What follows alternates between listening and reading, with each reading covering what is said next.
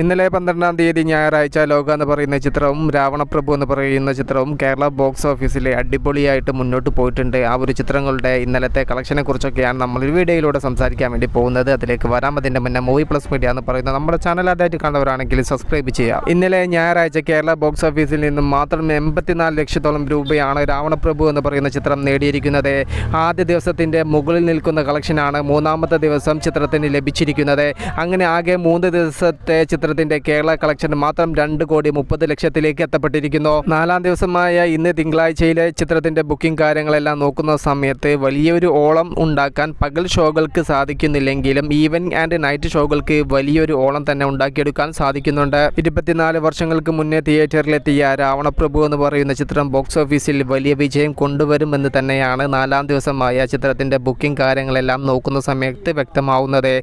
Release ചിത്രങ്ങളിൽ ഏറ്റവും കൂടുതൽ കളക്ഷൻ നേടുന്ന സിനിമയായി തീരാൻ രാവണപ്രഭു എന്ന് പറയുന്ന ചിത്രത്തിന് സാധിക്കുമോ എന്നാണ് ഇപ്പോൾ ആരാധകർ ഉറ്റുനോക്കുന്നത്. ലോക എന്ന് പറയുന്ന ചിത്രം ഇന്ന് 47-ാമത്തെ ദിവസത്തിലൂടെ കടന്നു പോകുന്നു. ചിത്രത്തിൻ്റെ 46-ാം ദിവസമായ ഇന്നലെ ഞായറാഴ്ച കേരള ബോക്സ് ഓഫീസിൽ വലിയ കളക്ഷൻ ഉയർച്ചയാണ് നമുക്ക് കാണാൻ സാധിച്ചിട്ടുള്ളത്.